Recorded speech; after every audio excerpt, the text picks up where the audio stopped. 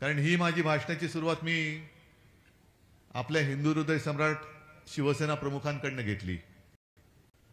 आता काही वेळेला हा कुटुंब मेळावा आहे म्हणून मी जमलेल्या माझ्या कुटुंबातील बांधवांनो, भगिनींनो आणि मातांनो अशी करतो।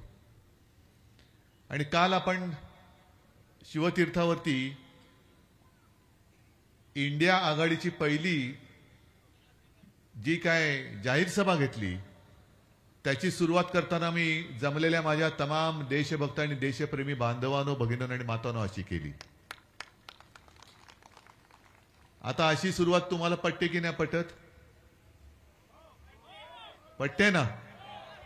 पण जे नमो सैनिक झालेत, मोदी भक्त झालेत, सत्तेच्या खुर्चीसाठी लाचार झालेत, दिल्लीश्वरांचे बूट चाटतायत, त्यांच्यासमोर शेपूट हलवत आहेत, त्या मेंढ्यांच्या पोटात मुरडा आला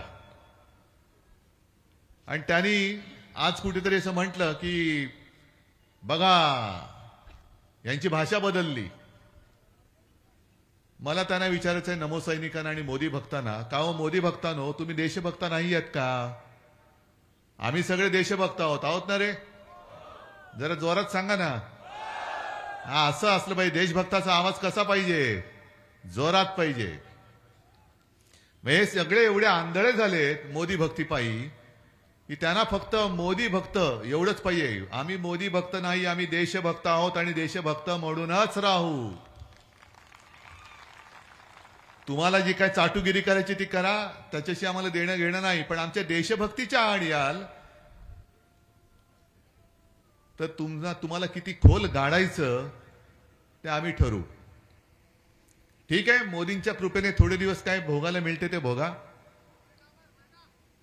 कारण आता संजय राऊत यांनी सांगितलं, देवेंद्र फडणवीसांनी कालच जाहीर केलं की मी 2 पक्ष फोडून परत आलो, पुन्हा आलो।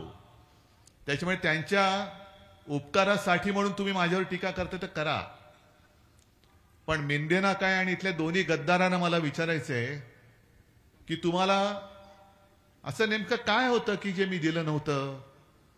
कोण होतात तुम्ही? काय होतात तुम्ही? एकाला आमदार केला, एकाला खासदार केला।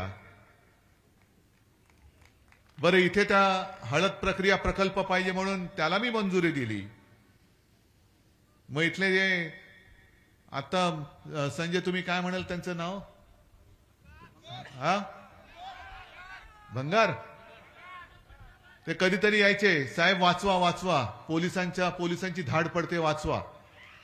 आता मला काय वाटायचं की आपले शिवसैनिक आहे, कुठल्या तरी आंदोलनातली काहीतरी केस असेल, काहीतरी एक शौर्याचं काम केलं असेल आणि पोलिसांनी आपल्या बाबा पोलिसांच्या लेखी काय कायदा मोडला म्हणजे गुन्हा, मी त्याला वाचवायचो।